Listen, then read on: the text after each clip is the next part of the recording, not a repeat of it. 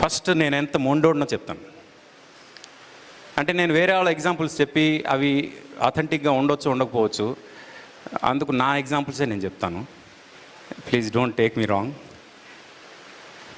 చిన్నప్పుడు 6 ఏళ్ళు ఆ ఏజ్లో మామూలుగా నాకు ఎలా ఉండేదంటే, మేము మంచం మీద పడుకుని అలాగా స్మెల్ వచ్చింది, టీ స్మెల్ అలా ముక్కుకి తగలగానే కళ్ళు ఓపెన్ చేయకుండానే మంచం దిగి అలా బొగ్గులు పోయి దగ్గరికి వెళ్ళి అక్కడ కూర్చుని కళ్ళు ఓపెన్ చేసి టీ చూసేవాడిని. చూసి అప్పుడు ఆ గ్లాస్లో టీ నాకు ఇస్తే అది తాగేవాడిని అన్నమాట. మా అమ్మ వాళ్ళ తాతగారు ఇది చూసి, వీడు అంటే మా ముగ్గురు బ్రదర్స్ అలాగే ఉండేవాళ్ళం, మా ముగ్గురు బ్రదర్స్ పిలిచి, టీ తాగడం మానేయండిరా, మీకు నెలకు 10 రూపాయలు ఇస్తానన్నారు మా తాతగారు.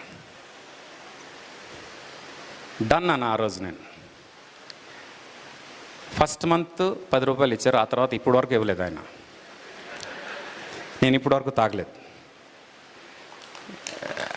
ఆ రోజు తీసుకున్న డెసిషన్ అంటే at the age of 6 I took that call and till now I have not taken tea. అందుకనే రాగానే మేము టీ ఆఫర్ చేశాం సార్ మీకు. అయినా నేను నో అన్నాను, ఇప్పుడు కూడా కంటిన్యూ చేస్తున్నా అది. అలాగే నేను కరెక్ట్గా 16-17 ఇయర్స్ ఇంటర్మీడియట్ చదివే టైంకి బైక్ నేర్చుకోవాలనే ఉత్సాహం వచ్చింది. ఆ బైక్ కోసం నేను మా నాన్నగారికి తెలియకుండా బైక్ తీసి నేర్చుకునే ప్రయత్నం చేశా. అదే టైంలో మా నాన్నగారు వచ్చి చూశారు. చూసి అయ్యప్ప మాల్లో ఉన్నారు ఆయన తిట్టారు. ఆ రోజు చెప్పాను నేను ఆయనకి, మళ్ళీ నేను వెహికల్ అంటూ డ్రైవ్ చేస్తే ఆ వెహికల్ నా సొంతంది అయి ఉండాలి, దానిలో పెట్రోల్ నాది అయి ఉండాలి అని చెప్పా. కానీ నేను ఫస్ట్ కొన్న వెహికలే స్కోడా కారు. ఆ స్కోడా కార్తో డ్రైవింగ్ నేర్చుకుంటే యాక్సిడెంట్లు అవుతాయని నేను ఇప్పటివరకు డ్రైవింగ్ చేయలేదు. ఆ రోజు నేను తీసుకున్న నిర్ణయం, ఈ రోజు వరకు నేను డ్రైవింగ్ చేయకుండా ఆగిపోయాను. అయితే నేను తీసుకున్న నిర్ణయం రైటా రాంగా అని మీలో 2 పార్శ్వాలు ఉంటాయి.